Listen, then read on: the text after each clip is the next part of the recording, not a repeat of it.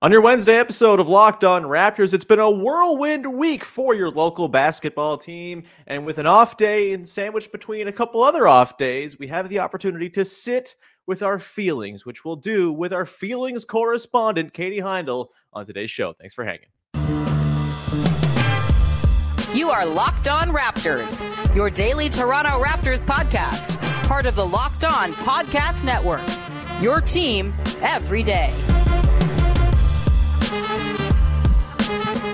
Hey, what's going on? And welcome to another episode of Locked On Raptors, part of the Locked On Podcast Network, your team every day. It is Wednesday, January the 24th, and I'm your host, Sean Woodley. I've been covering the Toronto Raptors now for 10 seasons on various platforms. You can follow my work over on the website that's busted at Woodley Sean. You can find the show on Instagram at Locked On Raptors. And of course, you can always join us in the Locked On Raptors Discord server. Come be part of our listener family with all the little sickos just like you who listen to the podcast every day and like to grill me about my takes. Come hang out. Link in the description. Would love to see you in there. As always, you can find the show for free wherever you get your podcasts. On the audio side of things, follow, subscribe, rate, review, tell a friend, etc. And we are, of course, on YouTube. You can go subscribe to the channel and hit the little notification bell. If you do that, you'll get a heads up every single time the show goes live via push notification that says, hey, Sean's talking. Drop everything you're doing and go listen to him. So thanks in advance for doing that and stroking my ego and making me feel good with, like, subscriber numbers going up and things like that. Today's show is brought to you by our friends over at FanDuel, and you can make every moment more. Right now, new customers get $150 in bonus bets guaranteed when you place a $5 bet. Visit FanDuel.com/lockedon to get started. And we will get started by bringing in our wonderful guest from Basketball Feelings, from Dime, and from being in the woods for the last week, writing a book. It is Katie Heindl back on the show. We got a lot to dig into, Katie. Much has happened since your last appearance. Yeah, a lot happened. So much happened like yesterday, in fact, that I missed. The Adrian Griffin firing came so late in the, it didn't even, but in the sense of that news day, that I was like, when did this happen? I had an appointment. It happened when I was in there. And then I was like, what else have I missed? Too much is going on.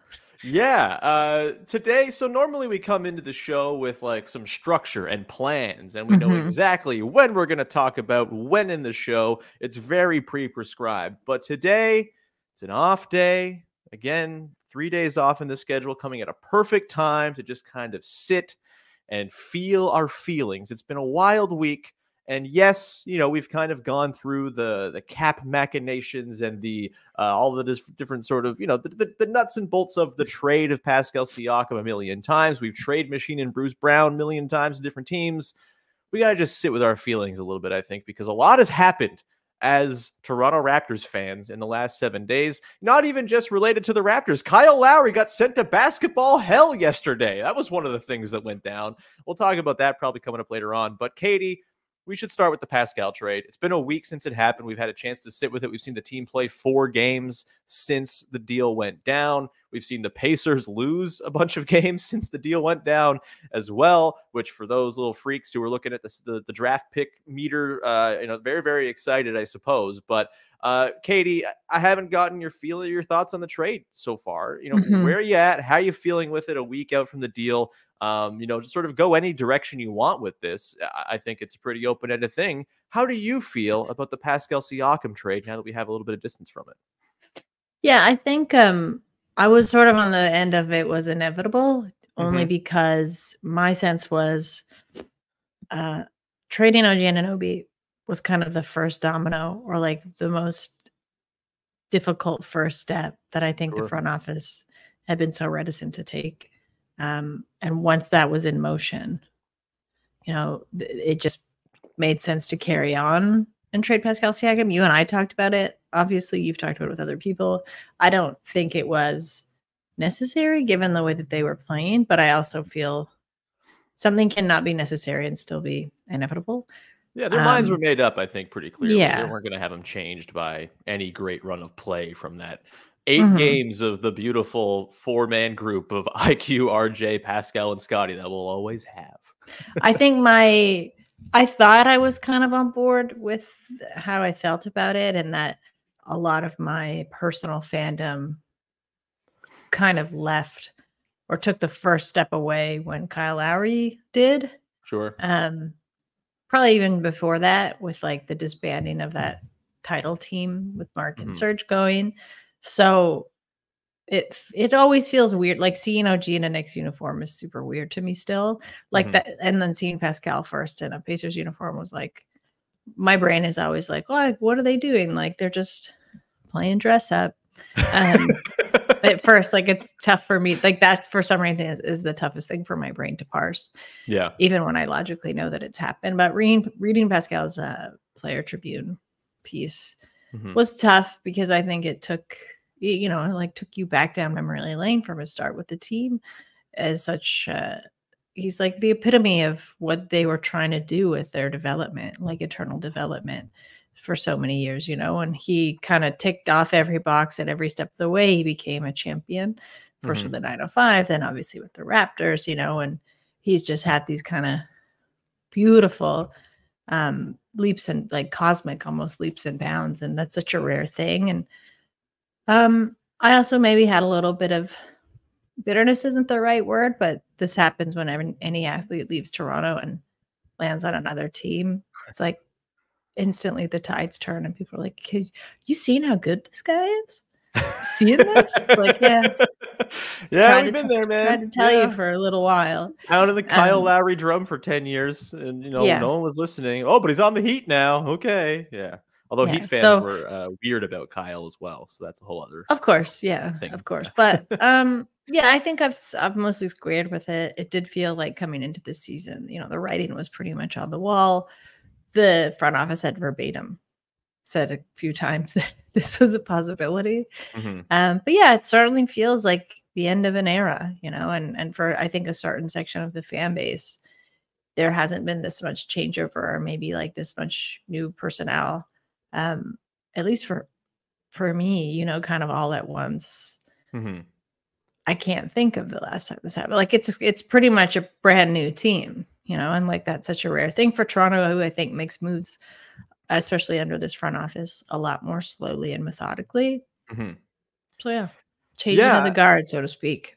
Absolutely. And, obviously Pascal came along later in the Kyle DeMar team era, but he is still, was still that sort of last tie to the very beginning of that era, right? Like Kyle and DeMar gave way to Fred and Pascal, and it was all very connected. And now there's just like no connection to that past. It's a stark thing. And shout out Chris Boucher carrying the torch still. Yeah.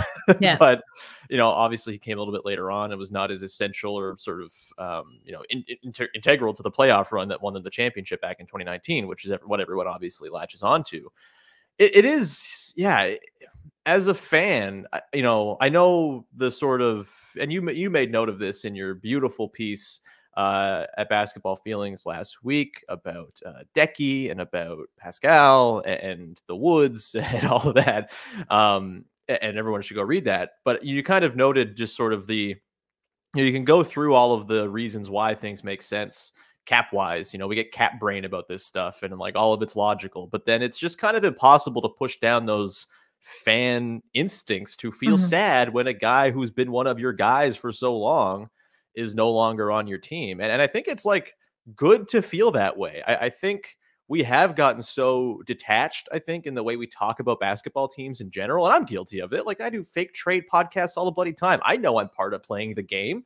Everyone's part of it, but it is, I think, nice to sit with your feelings on a thing like this, because like, what else do we do this thing for but to feel stuff from watching the basketball team play? If not, it's a pretty soulless enterprise. And I do think it's an important time to take some reflection and look back on what Pascal Siakam did for the Raptors, because, man, he did a whole freaking lot. And at this point now, the Raptors are in this sort of, you sit, you feel, you think, and you kind of look ahead, and you're trying to sort of, I think, the thing I'm challenged with right now, or I'm having a hard time with, is sort of finding that emotional connection to the team again, which, like, I want to have that, right? I know a lot of people sort of post-title, and I think this is a pretty common thing. Post-title, you win, you kind of get to the top of the mountain, and you feel less like you want to, like, less like you need to sort of live and die with every up and down.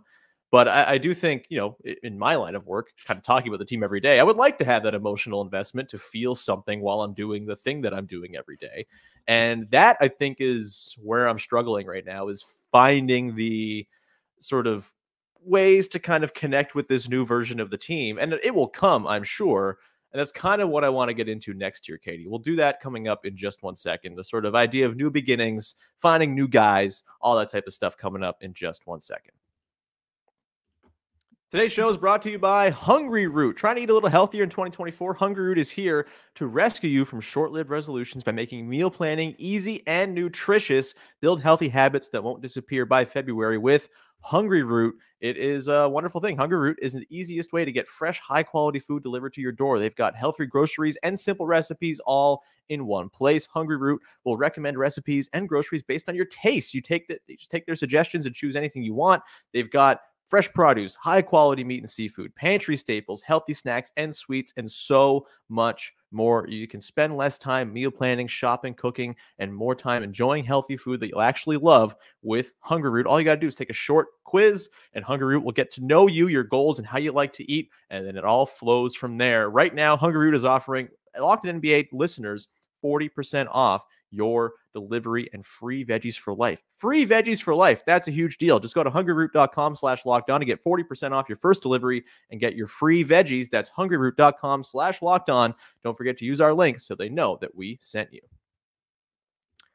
Today's show is also brought to you by our pals over at eBay Motors. Passion, drive, and patience. What brings home the winning trophy is also what keeps your ride or die alive. eBay Motors has got everything you need to maintain your vehicle and level it up to peak performance, from superchargers, roof racks, exhaust kits, LED headlights, and more. Whether you're into speed, power, or style, eBay Motors has got you covered. With over 122 million parts for your number one ride or die, you'll always find exactly what you're looking for. And with eBay Guaranteed Fit, your part is guaranteed to fit your ride every time or your money back. Because with eBay Motors, you're burning rubber, not cash. With all the parts you need at the prices you want, it's easy to turn your car into the MVP and bring home that win. Keep your ride or die alive at ebaymotors.com. Eligible items only. Exclusions apply. eBay Guaranteed Fit only available to U.S. customers.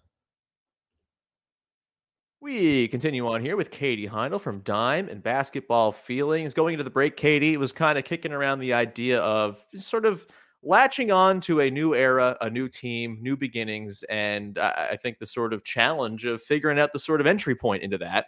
And I'm curious how you feel about that. Obviously, you kind of mentioned that your fandom, has sort of dissipated some since the departure of Kyle Lowry, since the disbandment of the championship team.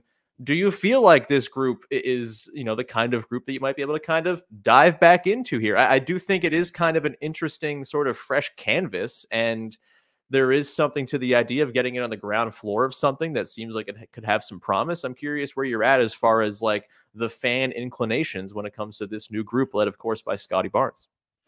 I mean, I think generally I need a bit more time to figure out what this group is supposed to be and kind of what the ethos of this team is. I don't think they quite know yet. Yeah.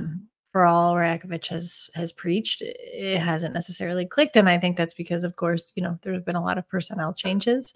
Mm-hmm. I do like the people that are on the team now. This is certainly not to say I'm not rooting for them. I think for sure, for me, where I know my fandom has changed is it's become more individualized versus team. Sure. Heavy.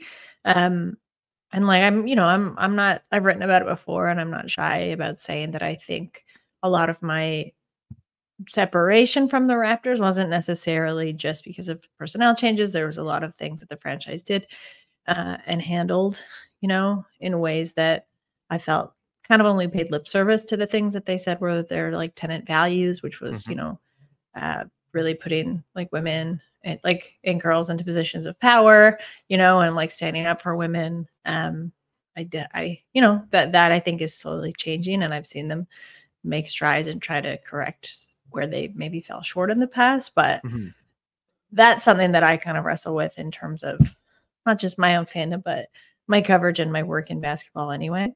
But yeah, I think there's a lot to root for here. Generally, I do feel like younger teams are exciting. It's exciting to kind of watch that process of a team develop and grow. It is something that if you were a fan of the Raptors, well before the championship season, you got to see all these run-ups and kind of almost like the team almost doing it so many times and having these heartbreaking moments, in the playoffs, a part of me wonders if I'm up for that.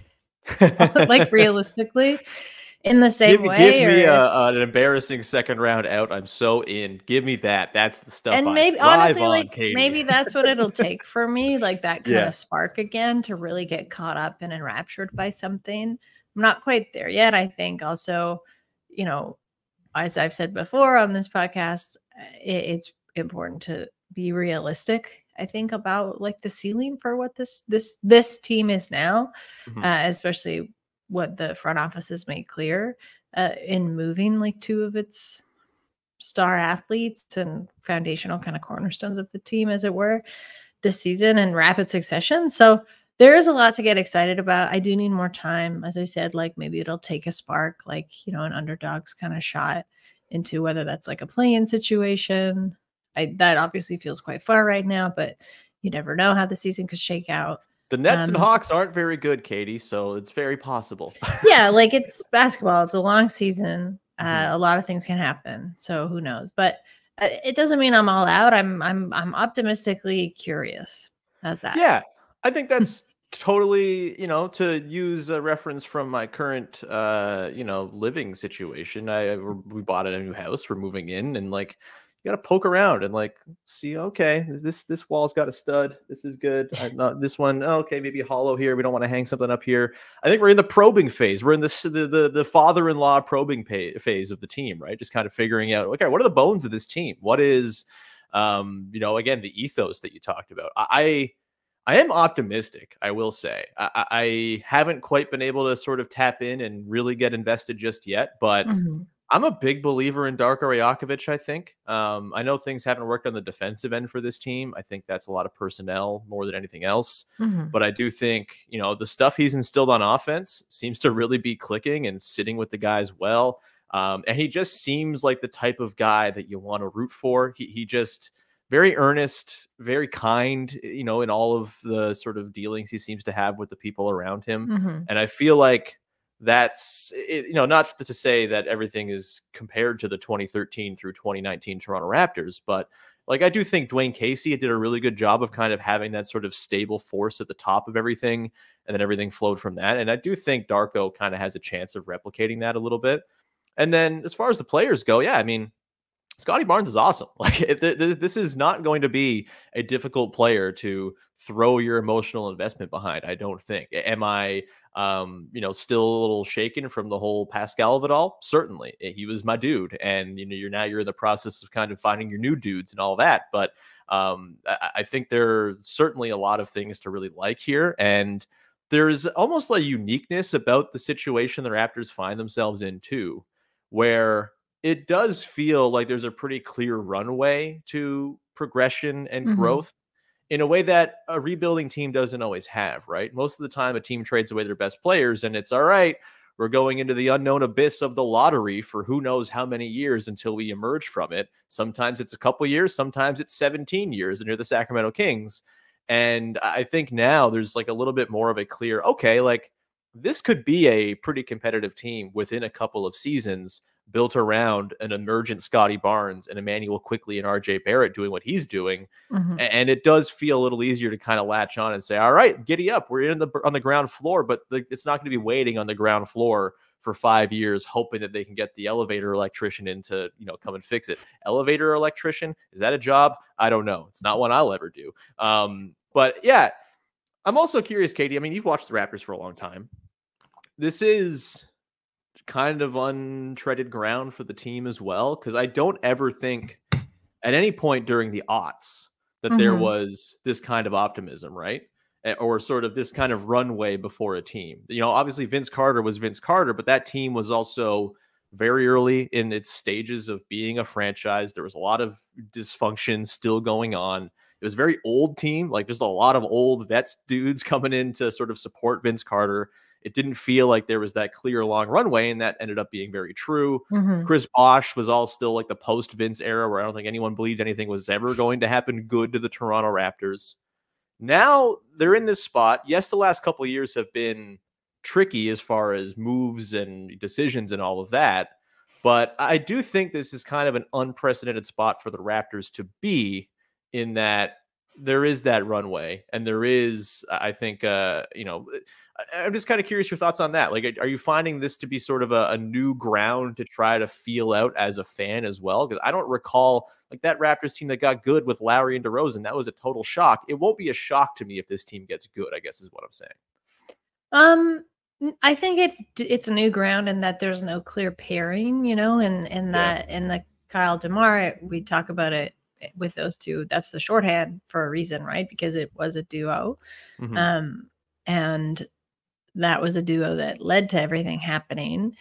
The previous year, I guess like Vince and Tracy McGrady, another kind of duo. Bosch was sort of in there too for a minute.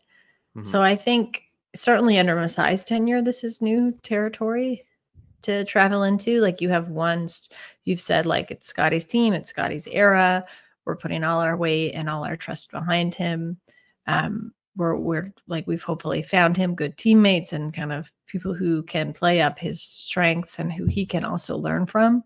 I think that's also the beauty of a younger team is the idea is everybody gets quote good at the same time and has these kind of developmental leaps and bounds that are very complementary to one another that of course like doesn't always happen.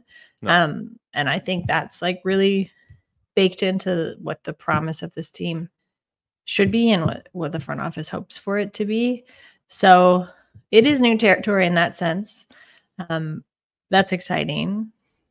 I also just think, to go back to what we were talking about earlier, it's hard there's like no blueprint necessarily. It's not a bad thing. It doesn't mean that the Raptors haven't worked with that. Like, I think that's kind of like baked into the identity of the franchise, right? Is forging your own path and kind of figuring out your own identity, because usually that's just been not being able to, whether it's like not attract star power, whether the draft hasn't always fallen in your favor or whatever, you've kind of had to figure it out from the inside out. So they are really well suited to that. And obviously have, we're talking about kind of bones of a franchise. They're able to do that in the past. And yeah, I don't know, Sean. It's like, it's not that I'm like struggling to find a reason to root for them, because I think there's reason enough just in the fresh start and the kind of fresh faces. And I think the eagerness and like the injection of energy that we've seen really well needed into the team this season, and like that enough to me, just like the possibility of what this team could be is enough reason to stay invested. Like I love it is rare also, I think I'll point out, like, to assuming this is a franchise that kind of like gets to the next few levels, to watch something kind of all the way through. There's not that much continuity in the NBA anymore, right? Like you don't really see teams that kind of either stick together or have like the same individuals there from start to quote finish, which is a championship run.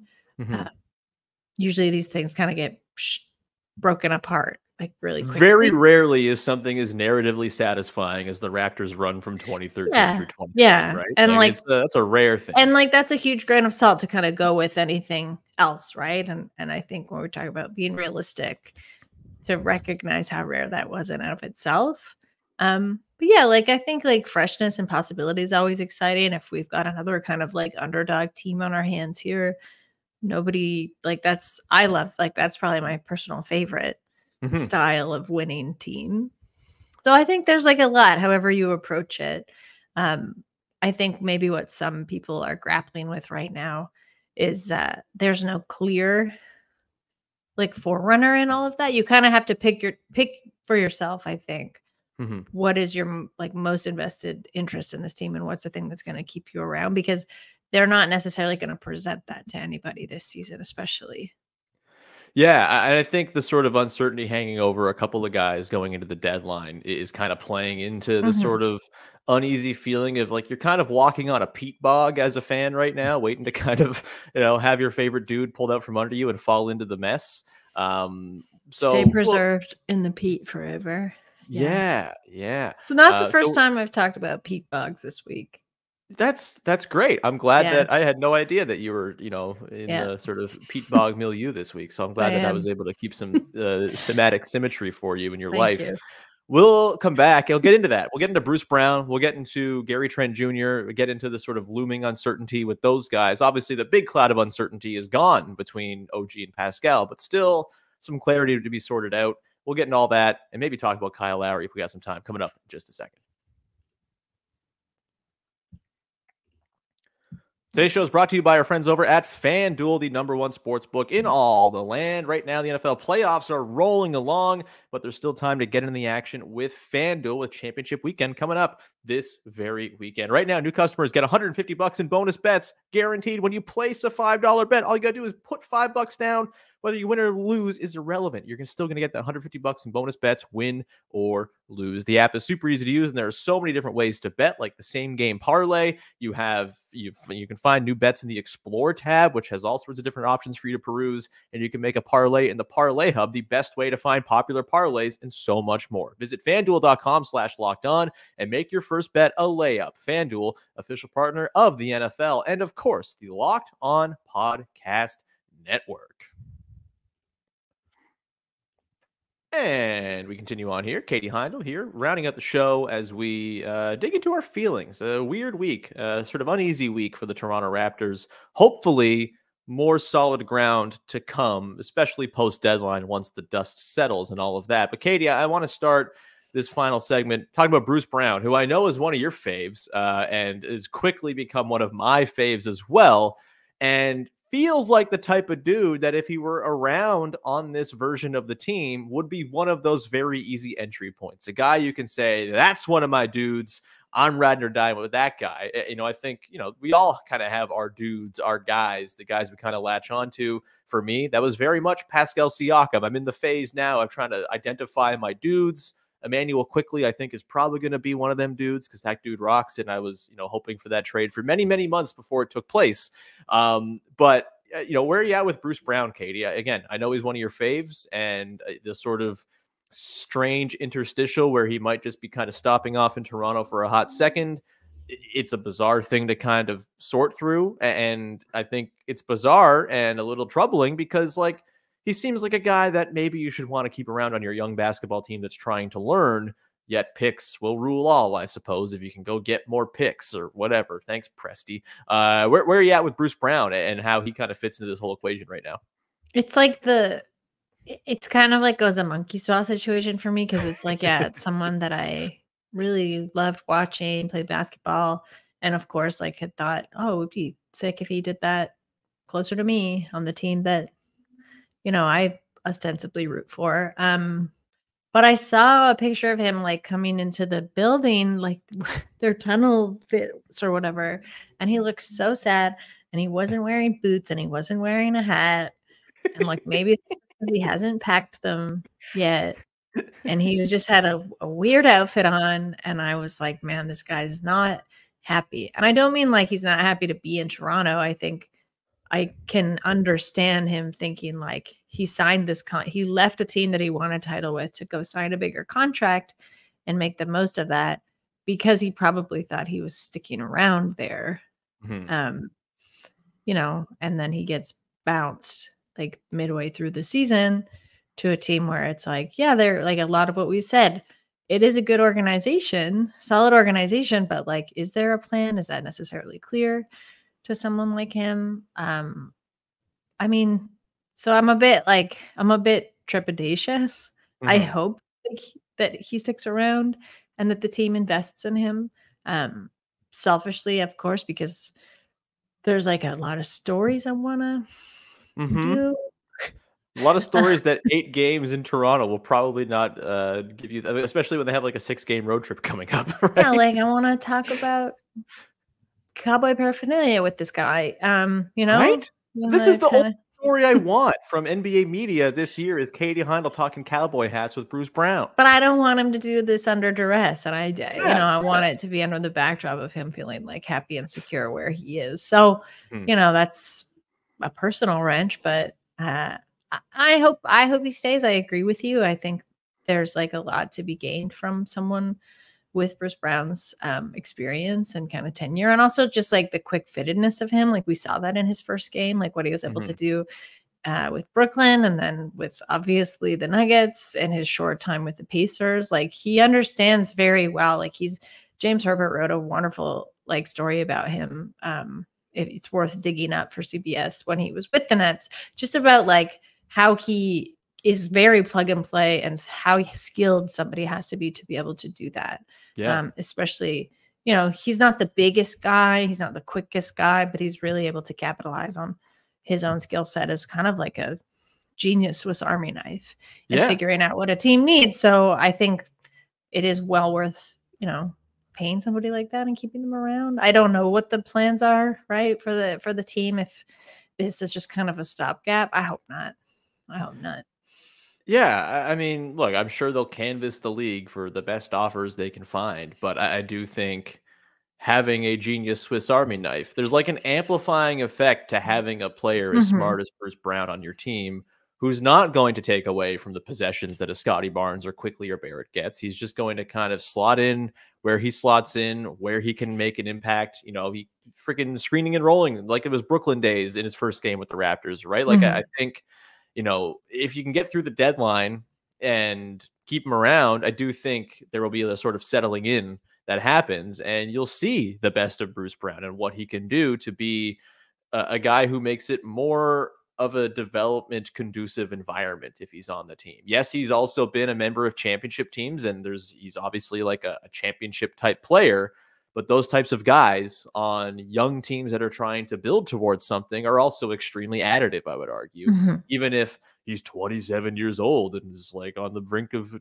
decline, or like, people get so precious about age. It's unbelievable. It makes me sick. But I think there's a lot of argument in favor of having him around. And, as a fan, having a cool guy on your team, it'd be kind of a bummer to be like, well, he was here for a hot second, then he was gone. Right. Like, there's a sort of grading effect of guys coming in and out of the door and the sort of constant cycle of things. And I would like to get to know Bruce Brown a little bit more in a Toronto Raptors uniform. That's for damn sure. We should close off. I was going to ask you about Gary Trent Jr. We can save that for another day. I do want to ask you about Kyle Lowry. Okay. Our dearly beloved sent to basketball hell yesterday with the Charlotte Hornets. No early plans to buy him out per Woj, and so he's going to have to play basketball games for the Charlotte Hornets. Katie, is this the most upsetting possible way for the final year of Kyle Lowry's tenure with the Heat to end? I really, really hate it. It's just so uncomfortable in so many ways. Garbage franchise. They're going nowhere. Kyle deserves better. Like, at this point, put him on Philly. I won't even be all that mad. Like, where are you at with the Kyle Lowry thing yesterday? Just a really strange, bizarre pairing of cool guy and uncool franchise. Yeah, it felt like plainly treacherous to me. I was to the point where I was like, he should quit basketball. Yeah. He should just be like, retire. You know what? Yeah. Thanks. I heard what you said, but I'm not coming. It happens. It's happened in Toronto for sure. Just like, no, you know what? I don't accept that as reality. Pull it Alonzo Mourning. Perfect. Yeah. Do it. Exercise you could take power. tips from Alonzo. He was just your VP player development on the Heat. You could call him up and be like, I don't want to go. What's your script? I just think, unless everyone seems quite confident it's a buyout, but as you mentioned, the Hornets have said nothing to that extent. It is they basketball. Simply must trade him for Marcus Morris's contract or whatever. Or like, of course we want the buyout where it's like, yeah, he plays in Philly for a minute. Of course we wanted him to retire as a Raptor. This feels like very counter to that happening. I was honestly like a bit shocked. I guess I've been shocked, and I understand my bias, my Kyle Lowry bias, but I was a bit shocked with how lackluster, and I don't mean his own tenure, but how lackluster his tenure has been received as a member of the Miami Heat by either the Heat fan base or the Heat media.